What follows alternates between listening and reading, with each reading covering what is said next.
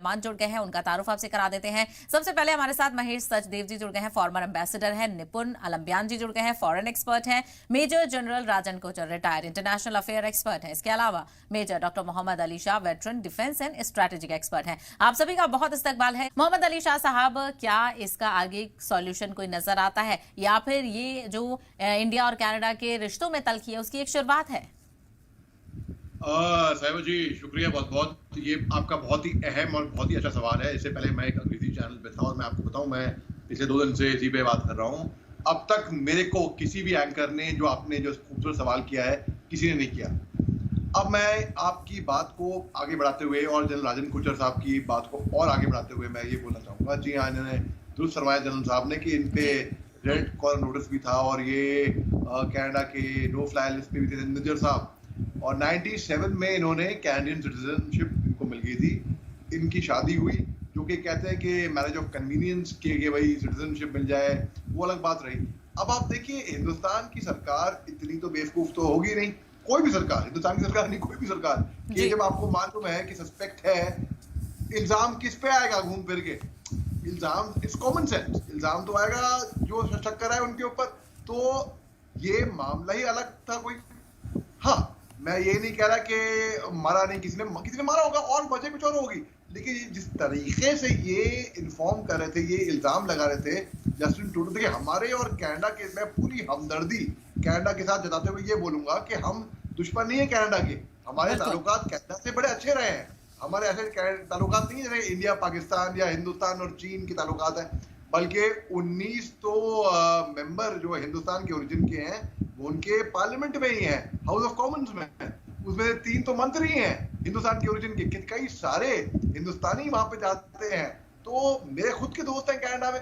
तो बात ऐसी है कि हमारी कोई दुश्मनी नहीं है कनाडा से, लेकिन जिस तरीके से कनाडा ने हमारे जस्टिन ट्रूडो साहब ने इल्जाम लगाया है हिंदुस्तान पे बिना कोई सबूत के, भाई अगर कोई सबूत होता वो प्रोड्यूस करते वहां पे, तो जी हाँ, इसमें कोई शक की बात नहीं है, लोग इत्तेफाक शायद रखते।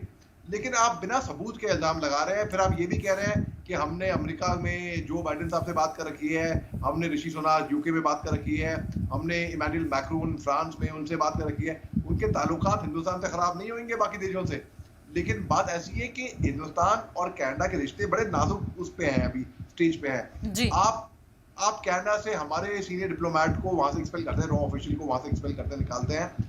हम भी अगले दिन वो ऐसा कदम उठाते हैं। हम भी 5 दिन की मोहलत देके हम बोलते हैं भाई आप हिंदुस्तान से निकलो, हम भी उनको एक्सपेल कर देते हैं। आप एडवाइजरी जारी करते हैं कनाडा से कि भाई आप जितने भी कैनेडियन राष्ट्र हैं हिंदुस्तान में वो थोड़ा संभल के रहें, ये करें। हम भी एडवाइजरी जारी करते हैं अगले दिन।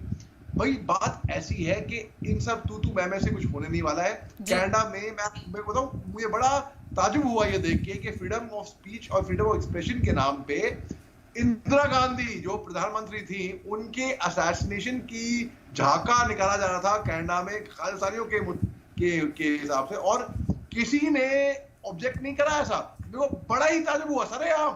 भाई हिंदुस्तान में भी आर्टिकल 19(1) के तहत फ्रीडम ऑफ स्पीच और एक्सप्रेशन है, लेकिन 19(1)(a) क्या कहता है? रीजनेबल रिस्ट्रिक्शन, यानी कि आप तब तक एक्सप्रेस कर सकते हैं जब तक आप किसी को ठेस ना पहुंचाएं, किसी के जज्बातों को आप ठेस ना पहुंचाएं। बिल्कुल। तो जो अभी हालात दिख रहे हैं मेरे को हिंदुस्तान और कनाडा के बीच में, मैं कहूँगा हम दुश्मन नहीं है भाई, लेकिन इसको टैक्टिकली हैंडल किया जाए। और मेरे को पूरा भरोसा है हमारी एक्सटर्नल अफेयर्स मिनिस्ट्री में हमारे बड़े अच्छे एक्सटर्नल अफेयर्स मिनिस्टर है एस जयशंकर साहब। ये मालूम है और मेरे को पूरा यकीन है कि कोई ना कोई एक हल जरूर निकलेगा। और जस्टिन ट्रूडो साहब की गवर्नमेंट भी समझे कि अगर उनके मुल्क के साथ ऐसा हो रहा होता तो उन पे क्या बीती है। हमारा यूके में हिंदुस्तान के झंडे की इंसल्ट की थी उनकी एम्बेसी में, आप हमारे एम्बेसी में यूके लंदन में आप देखिए। तो ये समझने की बात है, एम्पैथी की बात है, अपने आप को दूसरे के शूज में डालने की बात है कि देखें और रैशनली, प्रैक्टिकली, प्रैग्मेटिकली समझें और रिश्ते ताल्लुकात ना बिगड़े। बिल्कुल अली शाह साहब, जिस तरह से हम देख रहे हैं जब इस तरह की कुछ प्रॉब्लम निकल कर आती है तो जो पाबंदियों का दौर है वो शुरू हो जाता है। एक मुल्क पाबंदी लगाता है, फिर दूसरा मुल्क और पाबंदियां बढ़ाता है। ऐसे में कहीं ना कहीं जो वहां के लोग हैं, जो अलग अलग मुल्कों में लोग रह रहे हैं, उनके बीच में टेंशन बढ़ जाती है और अगर इस तरह की पाबंदियां लगती रही तो तनाजे और बढ़ जाते हैं। तो क्या जिस तरह के हमारे रिश्ते रहे हैं कनाडा के साथ, क्योंकि बहुत ज्यादा तादाद में इंडियंस वहां पर रहते हैं, तो आपको लगता है कि जल्द ही इस प्रॉब्लम को सॉल्व कर लिया जाएगा और मजीद पाबंदियां नहीं लगाई जाएंगी? कहीं ना कहीं इसका इफेक्ट तो और सारी चीजों पर भी पड़ेगा।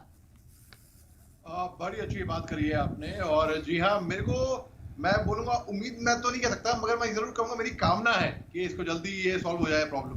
अब अगर रियलिस्टिकली आते हैं तो मैं आपको बता रहा हूँ फ्रैंकली, अगर ये एस्केलेट होता हुआ दिख रहा है मेरे को, ये G20 के टाइम जस्टिन ट्रूडो साहब आते हैं हिंदुस्तान, एक दिमाग में बोलते हैं कि इल्जाम लगाते हैं हिंदुस्तान पे, ये बढ़ता चले जा रहा है। अब आप देखिए, हम प्राइम टाइम में डिस्कस कर रहे हैं, यानी कि ये इतना गर्म हो गया है मामला, हर कोई इसको डिस्कस कर रहा है। अब ये हिंदुस्तान और कनाडा के बीच में क्या होगा?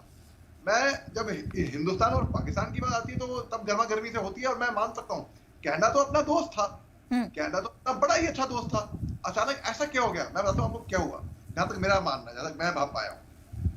देखिए, हर कोई राजनेता को अपनी कुर्सी प्यारी होती है, किस्मती से या बदकिस्मती से, ये बात सच्चाई है। अब जस्टिन ट्रूडो साहब की जो सत्ता में ऐसे सपोर्टर हैं जो खालिस्तान को भी सपोर्ट करते हैं, तो या तो इनकी मजबूरी कहिए या कुछ भी कहिए, लोग कहेंगे इनके पास, इनको गट्स हैं, इनको ये है।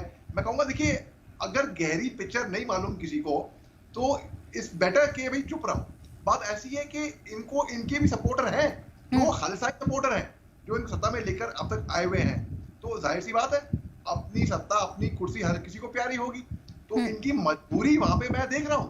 लेकिन एट द सेम टाइम, अगर मजबूरी कुछ भी हो, मजबूरी इतनी हो कि इंटरनेशनल रिलेशनशिप उनके हिंदुस्तान से ताल्लुकात बिगड़ रहे हैं भाई, कनाडा के और हिंदुस्तान के, जो कि नहीं होना चाहिए, जो कि बहुत बदकिस्मती की बात है, जो कि मैं कभी नहीं चाहूंगा। तो मैं ये कहूंगा कि मैं कामना करता हूँ, उम्मीद अगर बोलूंगा तो थोड़ा और आगे बोलूंगा, मगर मैं कामना जरूर करता हूँ इस बात की कि भाई हमारे रिश्ते ना बिगड़े। बिल्कुल मोहम्मद अली शाह साहब, जिस तरह से हम जिक्र कर रहे हैं दूसरे मुल्कों का क्या कुछ रिएक्शन रहता है, क्योंकि जब बड़े पैमाने पर इंटरनेशनल लेवल पर ऐसी बात होती है, डिप्लोमेटिक रिलेशंस की बात होती है, तो सभी मुल्कों का रुख जो है, उनको क्या फायदा होगा, क्या नुकसान होगा, उसकी बात की जाती है। तो ऐसे में जब इस तरह की प्रॉब्लम खड़ी होती है तो कहीं ना कहीं दूसरे जो मुल्क हैं उनका रोल भी यहाँ पर अहम हो जाता है। बिल्कुल, आपने सही कहा। बिल्कुल, देखिए, कनाडा भी अभी इस वक्त पे हिंदुस्तान से अपने ताल्लुकात बिगाड़ना नहीं चाहेगा। हिंदुस्तान तो किसी से भी मुल्क से बिगाड़ना नहीं चाहता है, किसी से भी, कोई मुल्क कोई भी हो। हिंदुस्तान एक बहुत ही पीस लविंग नेशन है। वो अलग बात है कि कुछ मुल्क हमारे से रखना नहीं चाहते बना के, जैसे कि पाकिस्तान और चीन, तो इसलिए वो बदतमीजियां करते हैं। अब उनकी बदतमीजियां तो हम सहेंगे नहीं। कनाडा जो है, मैं पूरी मोहब्बत से कह रहा हूँ फिर भी, कि मैं ये बिल्कुल कतई नहीं चाहूंगा कि हमारे ताल्लुकात और एस्केलेट हों और बिगड़े। मैं चाहूंगा कि हम जो जैसे करीबी दोस्त थे वैसे ही वहां पे आ जाएं। तो जो उग्रवादी हैं, जो आतंकवादी हैं, जो एंटी नेशनल एक्टिविटीज करते हैं, मैं उनको बोल रहा हूँ, जो दहशत फैलाते, दहशत यानी कि ये नहीं कि हथियार बम ब्लास्ट कर दिया, दहशत गर्दी यानी कि जिसको देखे दहशत हो बस। तो वो लोग अपने, अगर वो हिंदुस्तान के राष्ट्रीय के नेशनल्स नहीं है, आप अगर कैनेडियन नेशनल लेके आप वहां पे, जैसे कि निज्जर साहब हो गए, इस तरीके से, और अब तो खैर वो दुनिया में नहीं रहे, वो अलग बात रही, ऐसे करके और लोग हैं जो नारे लगाते हैं। भाई मेरे को ताज्जुब हुआ देखे कि हमारे प्रधानमंत्री नरेंद्र मोदी साहब, अमित शाह साहब, अजीत डोभाल साहब के खिलाफ नारे लग रहे हैं, उनको बोल रहे हैं पॉलिटिकली किल्ड है। मतलब क्या ये freedom of speech, freedom expression, क्या हद है भाई? कोई कहीं पे लगाम लगाना चाहिए। तो इन लोगों पे, ये लोग भी इस मौके का फायदा उठाते हैं कि भाई हम हिंदुस्तानी नहीं है, हम कैनेडियन राष्ट्र हैं और हमारे पे गवर्नमेंट पे वो लागू नहीं होता, तो वो नारे लगा रहे हैं। भाई वो कनाडा में रह के चाय कॉफी पिए, मस्त रहे, वहां की ठंड एंजॉय करें, पकौड़े खाएं, वो हिंदुस्तान की तरफ यहाँ पे नजरें गाड़ना बंद कर दे फालतू में, फोकट में, कोई खाली बिल्ली। तो मतलब इस बात का मेरे को बहुत अफसोस है कि उनकी वजह से दो अच्छे मुल्कों के जो दोस्त थे उनके ताल्लुकात बिगड़ रहे हैं। तो और यही बात मैं बताऊं, अगर ये लोग, इनका कोई समझाने वाला, कोई सेंसिबल इंसान, कोई मैच्योर इंसान अगर समझा दे खालिस्तानियों को वहां पे कि भाई ऐसे इनकी वजह से ही खालिस्तान तो मिलने वाला नहीं है, तस्वुर में भी नहीं मिलेगा, वो बस सपने देख रहे हैं, ख्वाबी पुलाव बुन रहे हैं, बस नारेबाजी, अपनी इंटरनल पॉलिटिक्स प्लानिंग लगे, ठीक है वहां पे, बस वो भी ठीक नहीं है। वैसे मैं नहीं कहता वो ठीक है, वो भी ठीक नहीं है, लेकिन कोई हक नहीं बनता ऐसी ऑर्गेनाइजेशन को, संगठनों के दो अच्छे दोस्त जो थे उनके ताल्लुकात बिगाड़ने के। बिल्कुल।